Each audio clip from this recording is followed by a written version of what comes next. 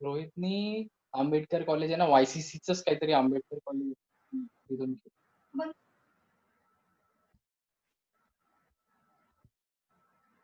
तो हम लोग देख रहे हैं कि जो तथागत गौतम बुद्ध के अंदर में क्वालिटी पाई जाती थी जो नेतृत्व करने के लिए एक व्यक्ति के पास पाई जाती थी, उस तरह से ही इनके एक बड़े सद्गुण थे। तो जो देखा जाए तो मनुष्य के एक सर्वसाधारण के पास जो गुण हमारे पास दिखाई नहीं देते, लेकिन तथागत गौतम बुद्ध के पास इस तरह के गुण मौजूद थे और उस आधार पर ही उन्होंने अपने जीवन को बनाने की कोशिश की। तो एक प्रकार से देखा जाए तो वे एक चिकित्सक थे और उस चिकित्सकता के आधार पर उन्होंने सबके उस दिमाग को या मानसिक रूप से जानने की कोशिश की कि वह किस तरह से काम करता है। और इसलिए आप सब लोग को पता ही है कि वो चाहे वह किस्सा गौतमी हो, चाहे वह पट्टाचार्य हो या उस काल में और भी जो कुछ भी लोग थे, उन सब लोगों के लिए उन्होंने किस तरह से उपचार करने की कोशिश की, उन्हें सही उपाय बताकर जो है उन्हें आगे बढ़ाया, उनके मानसिकता में परिवर्तन लाने का काम किया। वो सही रूप से जानने की कोशिश किया करते थे कि किस व्यक्ति को कौन सी कमजोरी है, कौन सा रोग है और उनकी क्या दवाएं दी जा सकती है। तो उस आधार पर ही उन्होंने बताने की कोशिश की और उसको जाना कि इसे एक बात बताई जाए जिससे वह इस जीवन में बदलाव और समस्याओं का अंत कर सकते हैं, दुखों को दूर किया जा सकता है। आपने देखा हो कि ऐसे व्यक्ति हुए जिन्होंने दुख को दूर करने का सदैव ही उपाय बताने की कोशिश की। आज के समय में आप देखेंगे जो बहुत सारे लोग हैं वो एक प्रकार से लोगों को ही दुखों को बढ़ाने का काम करते हैं। दुखों को दूर करने की तो बहुत कोसों दूर की बात है, लेकिन एक मनुष्य दूसरा मनुष्य को दुखी बनाने के सिवाय और भी कोई ज्यादा काम नहीं करता। आपने ये महसूस किया होगा, ऐसी कितनी सारी परेशानियां हैं मानव के जीवन में, तो उसको दूर करने का कार्य जो है वह बहुत ही कम लोग करने की कोशिश करते हैं। लेकिन उनमें से तथागत वह थे जिन्होंने बड़ी अच्छी तरह से चिकित्सक बुद्धि का उपयोग करते हुए लोगों के जीवन से दुखों को नष्ट करने की पूरी तरह से कोशिश की और बहुत सारे जो लोग हैं उनके जीवन से दुखों का अंत भी हो गया। और यही खासियत है कि लोग उनको एक चिकित्सक के रूप में जानने की कोशिश करते हैं। उन्होंने सही अंदाज लगाया, सही पता लगाने की कोशिश की कि इंसान के जीवन में दुख कैसे हैं और दुखों को किस तरह से समाप्त किया जा सकता है। ऐसे कई भिक्षु हुए, भिक्षुनियां हुई और उपासक और उपासिका हुए, उनको सही सही चीजों को बताते हुए उनके दुखों को नष्ट करने का पूरी तरह से कार्य करने वाले यह नेतृत्व हमारे पास में तथागत गौतम बुद्ध जैसे एक महापुरुष के रूप में हमें दिखाई देता है। और उन्होंने जीवन में एक बहुत सारा परिवर्तन लाने का काम किया और इसलिए तथागत बनना ये कोई साधारण काम नहीं है। तथागत बनना ये कठिन कार्य है और उस रास्ते पर चलना भी कठिन है, लेकिन यदि हमने कोशिश की तो कुछ हद तक हम अपने उस रास्ते पर चलने का प्रयास किया जा सकता है। क्योंकि तथागत ने स्वयं कहा कि ये रास्ता कठिन तो है, लेकिन कठिन पर चलने वाला रास्ता ही मनुष्य को संघर्ष के साथ में आगे बढ़ा सकता है। और इसलिए प्रयास करने में कोई गलती नहीं है, बल्कि अभ्यास पर हमें जोर देने की कोशिश करना। अभ्यास से ही मनुष्य के अंदर में नेतृत्व करने की ताकत निर्माण होती है। अभ्यास करने से मनुष्य के अंदर में वो सभी क्षमताएं उत्पन्न होते रहती, क्योंकि क्षमताएं तो मनुष्य के पास मौजूद है, लेकिन उस क्षमताओं को यदि इस्तेमाल नहीं किया तो हमारी जो क्षमताएं हैं, हमारी जो ताकत है, हमारी जो शक्ति है, हमारी जो ऊर्जा है, वो एक प्रकार से सुप्त अवस्था में ही पड़ी रहती है। और उस सुप्त अवस्था में पड़ी रहने की वजह से मनुष्य का कुछ खास विकास नहीं होता। लेकिन उस सभी सुप्त अवस्था में रहने वाली जो ताकत और शक्ति है उसे ही बढ़ाए रखने के लिए और मनुष्य दुखी रहता है उस दुखों को दूर करने के लिए उन्होंने सदैव ही उपाय बताने की कोशिश की। और यही कारण था कि वे असहनीय थे। उन्होंने चाहे कितने भी कष्टों को सहन किया होगा स्वयं भी, लेकिन तब भी जो है वह असहनीय थे, यानी हर चीजों को सहन करने की ताकत उनके पास में पाई जाती थी। हर चीजों को उसका सामना करने की जो हिम्मत है उनके पास पाई जाती थी और उस आधार पर वो जीवन जीने की कोशिश किया करते थे। और इसलिए उन्होंने कहा कि श्रद्धा जो है ये सबसे बड़ा धन है मनुष्य के जीवन में, कि हमने अपनी श्रद्धा को बलवती करना चाहिए, अपनी श्रद्धा को बढ़ाने की कोशिश करना चाहिए। जितनी हम अपनी श्रद्धा को बढ़ाने की कोशिश करेंगे, वह एक प्रकार से हमारे अपने जीवन काल में वह धन के समान होगा, धन का काम करेगा। और इसलिए जो मनुष्य धर्म के अनुसार आचरण करता है, धर्म के अनुसार जीवन को जीने की कोशिश करता है, वही आदमी है जो अपने जीवन काल में सुखपूर्वक वह रहता है, सुखपूर्वक जीवन को जीने की कोशिश करता है। आपने अलग लोगों को नहीं देखा हो कि सुखपूर्वक जीवन को जीते रहते हैं, लेकिन वह आदमी जो धर्म का रस का पान करता है, उस रस को स्वीकार करता है, उस रस के आधार पर जीवन को जीने की कोशिश करता है, तो वह अपनी प्रज्ञा को बढ़ाने की कोशिश करता है। यानी इससे इंसान के जीवन में प्रज्ञा बढ़ती है। जैसे जैसे प्रज्ञा बढ़ेगी, वैसे वैसे हम अनेक कठिनाइयों को, रास्तों को पार कर सकते हैं। जैसे एक नाविक बाढ़ आने पे भी एक नाव जो है वह बाढ़ को भी पार कर देती है। आपने देखा होगा, यदि कितनी भी बाढ़ आ जाए तो जहाज और जो नाव है, वो नाव जो है वो मनुष्य को पार करा कर देती है। और उसी तरह से कितने भी दुख मनुष्य के जीवन काल में आए, लेकिन जब हम प्रज्ञा का और इस धर्म आचरण को अपने जीवन काल में जब उतारने की कोशिश करते हैं, तो मनुष्य के जीवन में दुख का अंत हो जाता है। दुख मनुष्य के जीवन काल में रहने की संभावना नहीं पाई जाती है। और इसलिए मनुष्य अपने श्रद्धा बल को बढ़ाने की कोशिश करनी चाहिए। श्रद्धा बल को बढ़ाने से वह एक प्रकार से बाढ़ को एक प्रकार से पार कर जाता है, और वह आदमी अप्रमाद को छोड़कर वह अपने जीवन काल में दुखों को अंत कर देता है। और इसलिए अप्रमादी बने रहना, अप्रमाद के आधार पर अपने जीवन को जीने की कोशिश करना, उस आधार पर ही मनुष्य जो है अपने दुखों को अंत कर सकता है, अपने खुद की रक्षा कर सकता है, खुद को अपने जीवन काल में सुरक्षित बना सकता है। और यही है जिससे आदमी के जीवन में प्रज्ञा और भी परिशुद्ध बनती जाती है, और उसमें और भी एक प्रकार से शुद्धता बढ़ते रहती है। और वही कारण है कि मनुष्य के जीवन काल में अद्भुत ताकत यह यश के रूप में बढ़ाने की कोशिश करती है। जब हम इस तरह का कार्य करते हैं तो यश जो है वो ऑटोमेटिकली बढ़ता है, और अपने सभी लोगों में हम लोग अपने जीवन काल में वह एक प्रकार से सुनने योग्य जो भी क्षमताएं होती है, सुनने वाली जो महत्वपूर्ण बातें होती है, सुनने वाले जो वचन होते हैं, उस आधार पर हम अपने जीवन को जीने की कोशिश करते हैं। और इसलिए कहा गया है कि हम दृढ़ निश्चयी बने, जागरूक बने, और इस जागरूकता के जीवन को हम जीने की कोशिश करें।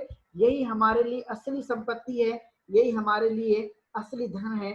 इसको हमें अपने जीवन काल में उतारने की कोशिश करना, और श्रद्धावान उपासक बन के रहने की कोशिश करना। यानी जितनी हम श्रद्धा को बढ़ाएंगे, तो श्रद्धा जितनी बढ़ती रहेगी, तो वैसे ही श्रद्धा बढ़ने से श्रद्धावान उपासक और उपासिका निर्माण होते हैं, और श्रद्धावान उपासक और उपासिका बन जाते हैं। यही काम है, और इसी के आधार पर अपने जीवन को जीने की कोशिश करना कि हम सत्य और धर्म का आचरण और सदाचरण का हम अपने मरते दम तक, जब तक मृत्यु नहीं होती तब तक इसका अभ्यास करने पर हमें जोर देने की कोशिश करना चाहिए, जो हमारे अपने जीवन काल में एक महत्वपूर्ण बातें हैं।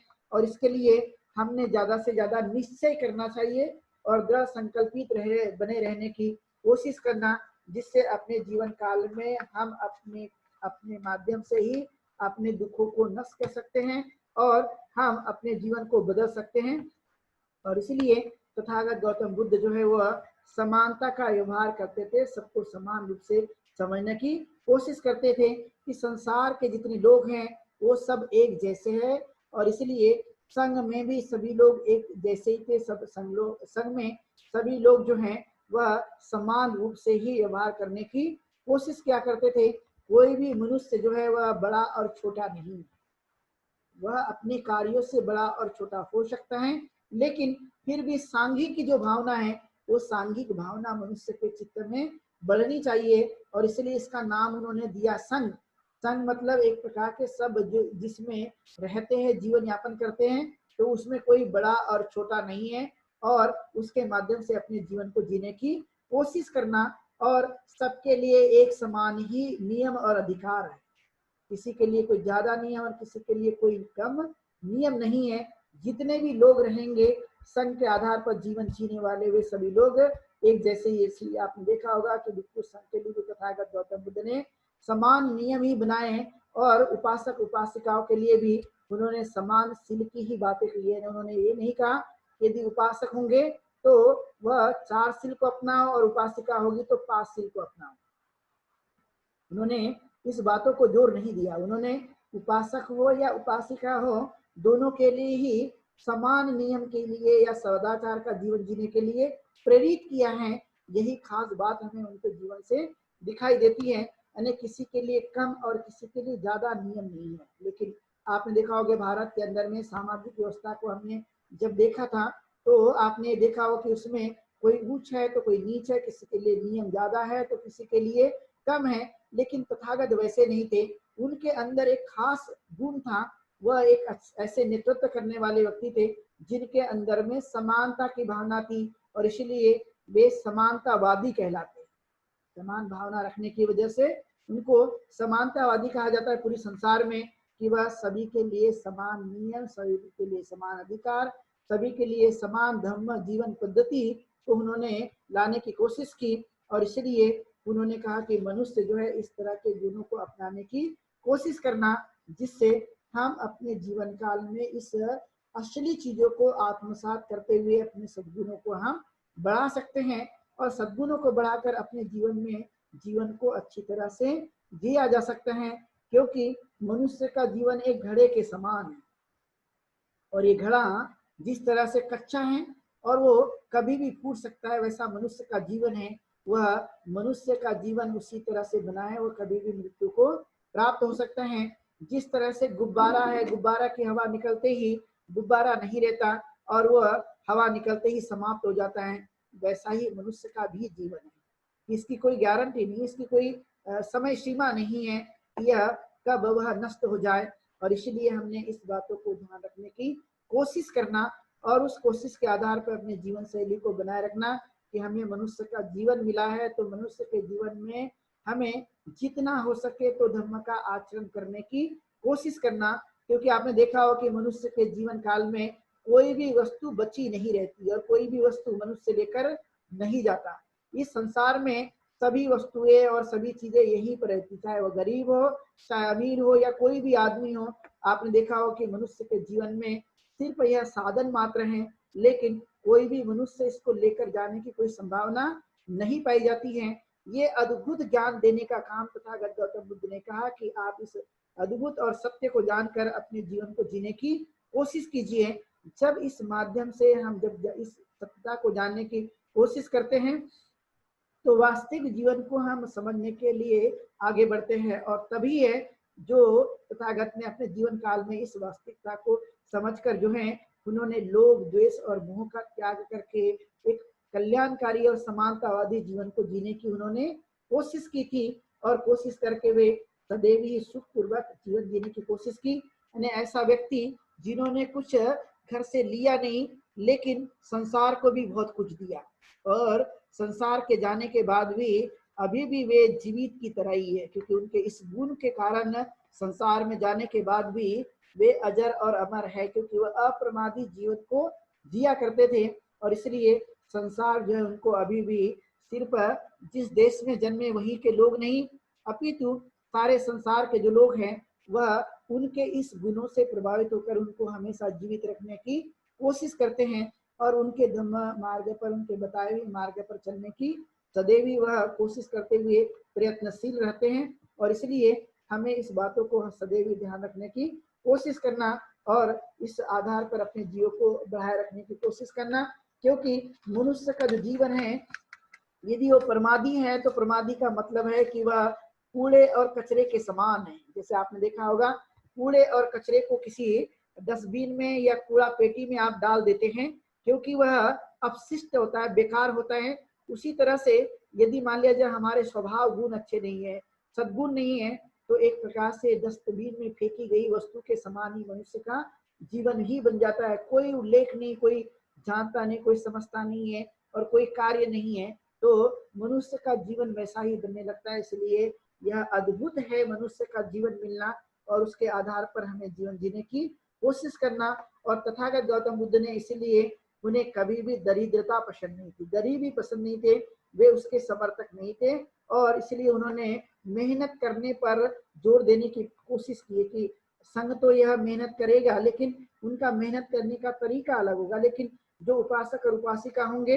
उनके परिश्रम करने का तरीका अलग होगा। और दोनों ही यदि धन कमाए तो न्याय संगत धन कमाने की कोशिश करना, अपनी आजीविका को न्याय संगत आधार पर ही लेने की कोशिश करना, वही हमारे जीवन काल में आनंद को जन्म देगी, प्रसन्नता और सुख को जन्म देने की कोशिश करेगी। और वह अपना इस प्रकार का जो कमाया हुआ धन है वह अपने परिवार के लिए, अपने मित्रों के लिए, अपने साथियों के लिए और उनके सुख और शांति के लिए इन धन का इस्तेमाल करने की कोशिश करना। क्योंकि धन भी मृत्यु के बाद जो है वह धरा का धरा रहता है, वह कोई इस्तेमाल नहीं होता और उसका कोई वैल्यू नहीं होता है। आपने इसको समझने की कोशिश करना और इसलिए कोई लाभ और हानि उसके बाद नहीं पाई जाती है। जीवित रहते समय यह चीजों को समझने की कोशिश करना और उसे अपने उपयोग में लाते हुए जीवन को बनाए रखने की कोशिश करना, जितना हम लोग कर सकते हैं। क्योंकि जीवन मिला हुआ है तो उसको सही रूप से हमें जीवन को जीने की कोशिश कराना और उसे आगे बढ़ने रहने पे ही हमें बढ़ते रहना चाहिए। और इसलिए तथागत जो है वो किसी भी चीज को संग्रहित करने का, वह संग्रहित करने पर कभी भी विश्वास नहीं किया करते थे। यानी जो मटेरियल थिंग है, वो मटेरियल जो थिंग है जो हम संग्रहित करके रखते हैं, आपने देखा होगा, तो संग्रहित पर जो है वह विश्वास नहीं करते थे, उसे वो नापसंद करते थे। यानी संग्रहित चीज करना उस उनको किसी भी प्रकार की इस तरह के जो मन में उत्पन्न होने वाली भावना है वो बिल्कुल भी नहीं थी। उन्होंने लोगों से भी इस बात को बताने की कोशिश की है कि जो धन है वो धन का हमने उपयोग जो है वह करने की कोशिश करना, उसका संग्रह ना करना। संग्रह करना मतलब अपने दुखों को बढ़ाए रखने की कोशिश करता है। क्योंकि जो दुख है मनुष्य का, वह जितना ज्यादा हम लोग संग्रहित करते हैं उसी से दुख उत्पन्न की संभावना पाई जाती है। जितना हम हल्का जीवन जी सकते हैं उसको जीने की कोशिश करना। यानी ये मतलब नहीं कि हमने संग्रहित नहीं करना है, इसका मतलब गरीब बने रहना है। गरीब तो बने बिल्कुल भी नहीं रहना है, लेकिन जब हमें परिवर्तन आ जाए, जब हमारा विकास हो जाए, तो उस विकास के साथ में भी हमें चिपके नहीं रहना है, उसका हमें गर्व नहीं करना है, बल्कि एक प्रकार से हमें उसका वितरण करना, उसको हमें बांटने की कोशिश करना। क्योंकि मरने के बाद भी कोई धन संपत्ति हमारे काम नहीं बल्कि संतति के काम आएगी। और उसमें भी आपने कई बार देखा हो कि उसमें वाद विवाद होने की संभावना पाई जाती हैं और लोग आपस में लड़ते भी है, आपने देखा होगा।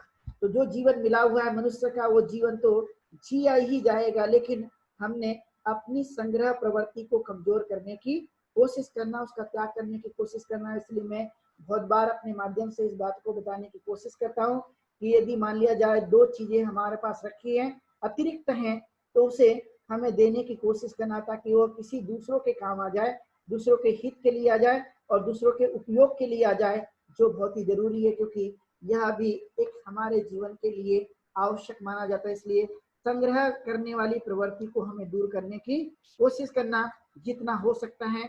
क्योंकि तृष्णा से मनुष्य का लोभ बढ़ता है और लोभ से ही मनुष्य जो काम और राग को उत्पन्न करता है। जब हमारे अंदर में लोभ रहेगा तो उसी से हमारे अंदर में काम और राग उत्पन्न होते रहता है, ऑटोमेटिकली प्रोसेस है।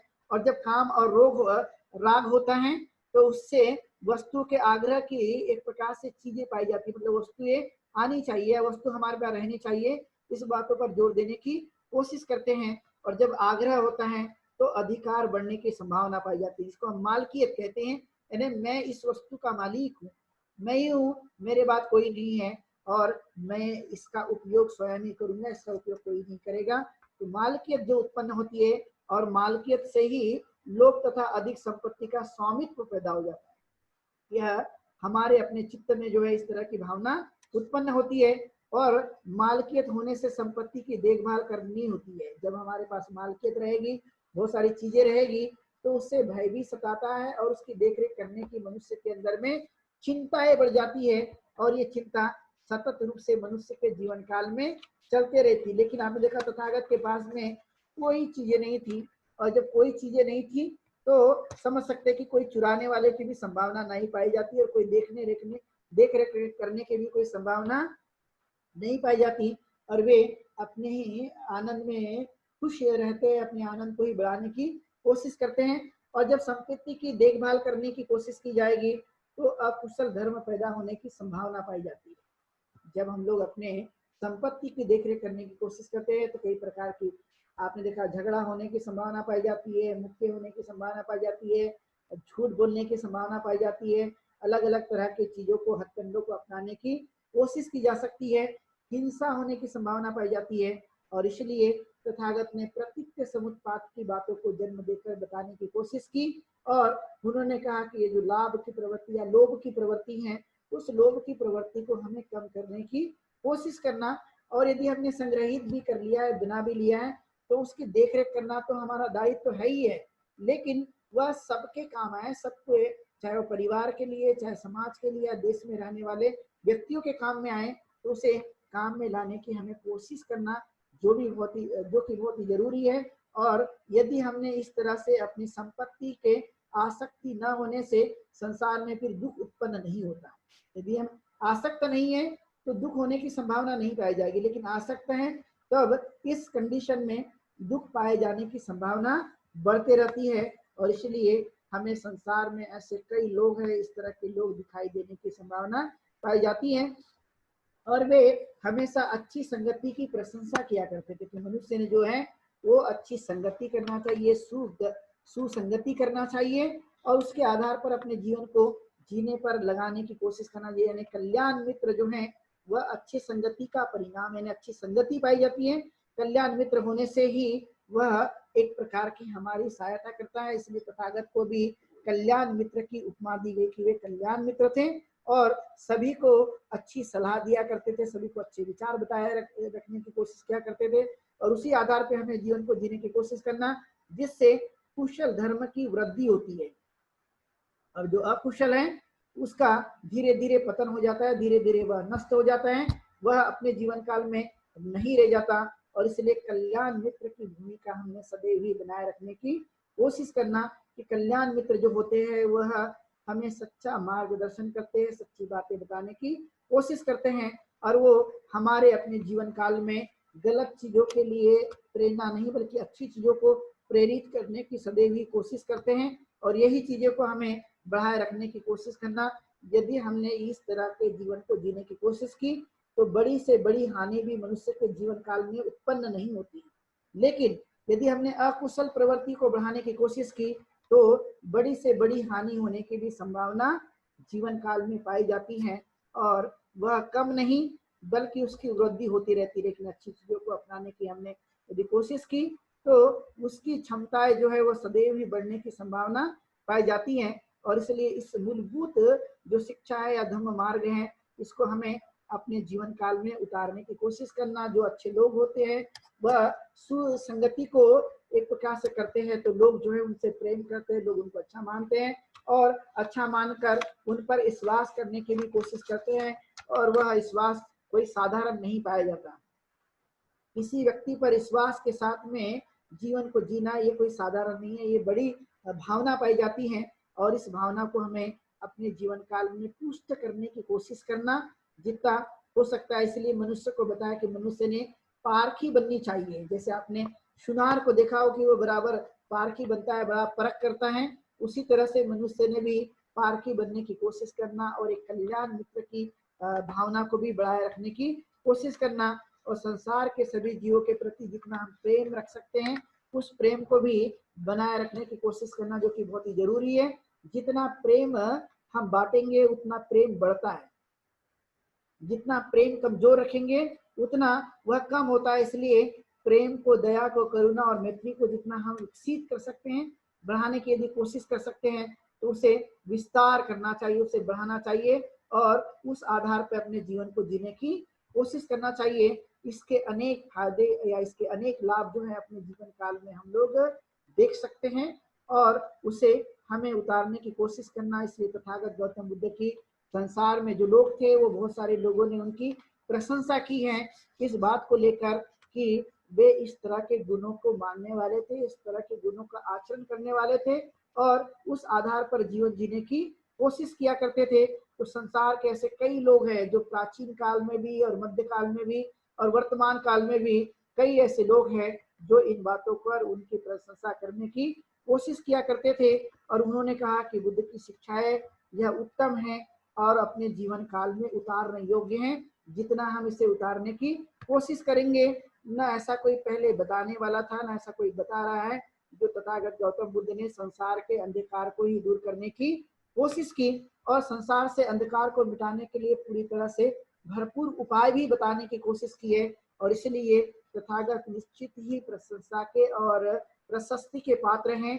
उनके समान अंधकार को मिटाने वाला संसार में जो व्यक्ति है वो कम ही दिखाई देते हैं, लेकिन इनके जो विचार है, इनके विचार बहुत ही पवित्र हैं, नैतिक हैं और इसमें नैतिकता का चिंतन करने पर जोर देने की बातें कही है। चाहे वह जैक्सिन हो, चाहे राघवाचार्य हो या विनवुड हो, यानी अलग अलग प्रकार के जो उस काल के दार्शनिक हुए, जो दर्शन पे विश्वास करते थे, वो सभी दार्शनिक लोगों ने तथागत गौतम बुद्ध की बातों को इस तरह से बताने की कोशिश की कि वे हमेशा विकास की प्रवृत्तियों पर विश्वास किया करते थे। तो चाहे मानव हो, चाहे जीव जंतु हो, उनके जीवन काल में सुख की बढ़ोतरी हो और दुखों का अंत हो सके, इस तरह की विकासात्मक शैली को हमेशा वो बताए रखने की कोशिश करते थे। और जितना हो सके तो मनुष्य जन्म लेता है, लेकिन मनुष्य जन्म लेने के बाद उन पर हमेशा ही हमने एक करुणा का भाव प्रकट करने की कोशिश करना और उस आधार पर ही जीवन को बढ़ाए रखने की कोशिश करना। यानी जन जन्मांतर तक यदि हम देखेंगे तो ऐसे व्यक्ति, ऐसे नेतृत्व और ऐसे अपने जीवन में उस तरह के प्रभुत्व को पाने वाले हमें कम ही दिखाई देते हैं। लेकिन ये संसार के वैज्ञानिक नीतियों को लाने वाले तथागत गौतम बुद्ध ऐसे व्यक्ति हुए जिन्होंने इस सोच को, इस शक्ति को बढ़ाए रखने की कोशिश की। यानी छोटी से छोटी बातें, अणु से परमाणु तक की बातों को कहने का जो तथागत गौतम बुद्ध ने उस काल में जो प्रेरणा दी है, वह हमारे अपने जीवन को प्रेरित करती है, जो आज के वैज्ञानिक भी देते हैं। लेकिन तथागत गौतम बुद्ध ने इस तरह की बातों को बताने की कोशिश की कि हमारे मन के अंदर में इतनी छोटी छोटी बातें उत्पन्न होती है, इतनी छोटी छोटी बातें इलेक्ट्रॉन और प्रोटॉन के आधार पर निर्माण होती है और उस आधार पे धनात्मक और ऋणात्मक चीजों से एक विद्युत धारा उत्पन्न होती है। आपने देखा होगा कि जो विद्युत का उत्पन्न है, इलेक्ट्रिसिटी का उत्पन्न है, उसमें धनात्मक और ऋणात्मक प्रवृत्तियां पाई जाती हैं, जिसको हम एक प्रकार से इलेक्ट्रॉन और प्रोटॉन के नाम से भी जानते हैं कि इस तरह की जो ताकत है, इस तरह की जो शक्ति है, वह एक प्रकार से ऊर्जा प्रदान करने वाली है, जिसको विद्युत कहते हैं, इलेक्ट्रिसिटी कहते हैं। और वो इलेक्ट्रिसिटी की ताकत हम सबके पास पाई जाती है। और इसलिए आप यदि अपना टेम्परेचर यदि चेक करोगे तो एक इलेक्ट्रिसिटी पर जब विद्युत को चेक करने वाला टेस्टर जो होता है, उसमें उजाला और लाइट उत्पन्न हो जाता है। आपके बॉडी को भी यदि टेस्ट कर दिया जाए तो वो टेस्टर जो इलेक्ट्रिसिटी से उजाला देता है, वही टेस्टर मनुष्य से भी उजाला देने की संभावना पाई जाती है। उजाला होता है, आप कभी उसका टेस्ट करके देखिए, कभी प्रयोग करके देखिए, तो आपके अंदर भी यह एक प्रकार से इलेक्ट्रिसिटी का पावर पाया जाता है, वह शक्ति होती है। कभी आप लोग उसका प्रयोग करके देखिएगा, लेकिन सावधानी के साथ, ताकि किसी तरह का कोई खतरा उत्पन्न ना हो सके। करंट जो है या विद्युत क्षेत्र जो है वो मनुष्य के पास भी होता है, मनुष्य पास भी एक अद्भुत ताकत है। और इसलिए तथागत गौतम बुद्ध ने इन सिद्धांतों को ही अनित्यता के सिद्धांतों की बात कहने की कोशिश की और इस तरह से उन्होंने अपने विचारों को लोगों के सामने प्रकट किया। और लोगों ने कहा, उस समय के दार्शनिक और वैज्ञानिक लोगों ने कहा कि तथागत का जो उद्देश्य या तथागत की धारणा या तथागत का धम्म या तथागत की शिक्षा, तथागत गौतम बुद्ध के जो विचार हैं, वह एक प्रकार से विद्या का महत्व बताने वाला है और अविद्या को समाप्त करने के लिए है। इतनी गहरी बातें जो तथागत ने कही है, वो धम्म से बढ़कर दुनिया में, संसार में कोई हो नहीं सकती। और उसे बताने के लिए उन्होंने एक प्रकार से तथागत ने कहा कि हर आदमी नैतिकता का आचरण करते हुए, सदाचार का आचरण करते हुए अपनी मानसिक विकास को प्राप्त कर सकता है, मानसिकता में परिवर्तन ला सकता है और वह इसी जीवन में सुख को हासिल कर सकता है। जैसे कि आपने देखा होगा कि अलग अलग दर्शनों में इस बात पर जोर देने की कोशिश की जाती है कि यदि हमें सुख चाहिए तो हमें उसके लिए मरने की संभावना है। लेकिन तथागत ने कहा कि नैतिक आचरणों का यदि हम अभ्यास करते हैं तो इसी जीवन में हमें सुख की प्राप्ति होने की संभावना पाई जाती है। और इसलिए यही धम्म अनुपम है, यही धम्म महान है और यही धम्म कल्याणकारी है और यही धर्म मनुष्य के जीवन में उतारने योग्य है, सीखने के योग्य है, मानने के योग्य है और आचरण करने के योग्य है। और इसलिए इस धर्म को अज्ञान से प्रकाश की तरफ ले जाने वाला एक मार्ग कहा जाता है, अनुसरण करने के योग्य है। और इसलिए तथागत गौतम बुद्ध के इस धर्म के संसार भर के जो चिकित्सक होकर गए, जो बड़े बड़े वैज्ञानिक होकर गए, दार्शनिक होकर गए, उन सब लोगों ने अध्ययन करने के बाद ये बात कहने की कोशिश की है कि यही है जो हमारे अपने जीवन काल में उतारने योग्य है, अनुसरण करने योग्य है। और इसलिए यह संसार में एक प्रकार से श्रेष्ठ हैं, इनके ही विचार श्रेष्ठ है। इसलिए सारे समुदाय के लोग जब एक बार इकट्ठा हुए थे जिनोवा में 2006 में, अलग अलग धर्म के वहां पर लोग इकट्ठा हुए थे, उस में सभी धर्म के जो नेता या लीडर आए थे, नेतृत्व करने वाले लोग आए थे, उन्होंने अंतिम जो मोहर लगाई थी वो लगाई थी कि तथागत गौतम बुद्ध के सिद्धांत, तथा गौतम बुद्ध के विचार, तथा गौतम बुद्ध का जो धर्म है वो सभी धर्मों में श्रेष्ठ हैं। वो अपने अपने धर्म को मानने के बावजूद भी उन्होंने तथागत गौतम बुद्ध के धर्म को ही श्रेष्ठ बताने की कोशिश की थी। और जिनेवा से ये कई न्यूज पेपरों में और कई मैगजीन्स में, कई किताबों में इसका उल्लेख देखने को मिलता है कि सभी लीडरों ने जो है तथागत गौतम बुद्ध के धर्म की ही श्रेष्ठ होने की अनुशंसा की थी। और इसलिए हमें यह आज के वर्तमान काल में भी इस बातों को हम वैज्ञानिक शिक्षा के रूप में जानते हुए और इसको स्वीकार करने की हमने कोशिश करना, जिससे हम अपने जीवन काल में इस धम्म नीतियों को श्रेष्ठता के आधार पर हम आचरणात्मक बनाने की और धम्म जीवन को अपनाने की नीतियों पर चलने का हम अभ्यास कर सकते हैं। और इसी मायने में तथागत गौतम बुद्ध का जो नेतृत्व है, उनकी जो लीडरशिप है और जो उनके गुण हैं जो सर्वश्रेष्ठ हैं, इस बातों से ही हमें दिखाई देता है कि वह एक महान नेतृत्व करने वाले थे और वे ऐसे धर्म के संस्थापक हुए जिन्होंने मानव कल्याण का ही कार्य किया और मानव को दुख मुक्त होने का उपाय बताया। इसलिए आज की जो देशना है उनके व्यक्तित्व और उनके नेतृत्व और उनकी प्रशंसा पर या प्रशस्ति पर ही आधारित थी। जो आप लोगों ने आज की देशना को लंबे समय से सुना, इसलिए सबके प्रति मंगल कामनाएं और धम्म पालन गाथा से आज की देशना को यहीं पर विराम देंगे। सब पाप सकरणं कुशल उपसंपदा सचेत पर्योदपनं एतं बुद्धान शासनं धम्मं चरे सुचरितं नतं दुचरितं चरे धम्मचारे सुखं सेति असमे लोके परमे च न तावता धम्मधरो यावता बहुभासति यो च पम्पे सुत्वानं धम्मं कायेन पश्यति सवे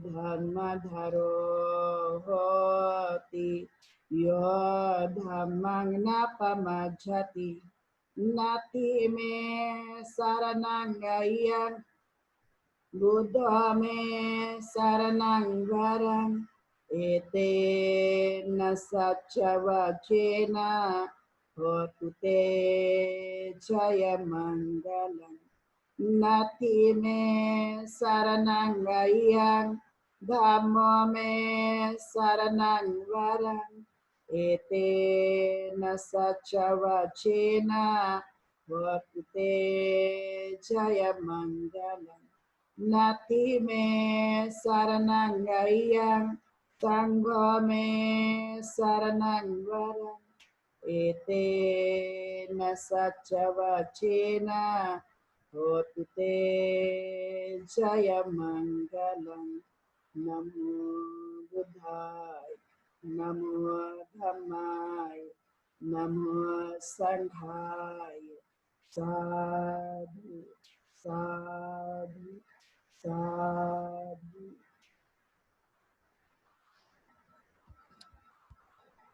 सभी लोगों को एक सूचना कि कल जो सत्र है वो कल 7 बजे शुरू होगा जिसमें हम लोगों ने अनागारिक धर्मपाल और रामास्वामी पेरियार नायकर और सीताराम ठाकरे और कल बाबा साहब अम्बेडकर ने कल के ही दिन वडोदरा में संकल्प लिया था और वो संकल्प लेकर जो है अपनी यात्राएं शुरू की थी। तो वहाँ संकल्प समारोह हम लोगों ने आयोजित किया है और कल का जो समय रहेगा वो 7 बजे से रहेगा। जो हर दिन 7:30 बजे होता था वो कल 7 बजे से ही जयंती और संकल्प दिवस का कार्यक्रम हम लोगों ने आयोजित किया है। तो सभी लोग आप लोग उस कार्यक्रम में उपस्थित रहिए और जितना हो सके तो सभी जो आपके नाते रिश्तेदार या जो मित्र मंडली के लोग हैं या जिनको भी आप जोड़ना चाहते हैं वे सब लोगों को जोड़ सकते हैं। धन्यवाद। वंदामि भन्ते जी। वंदामि भन्ते जी।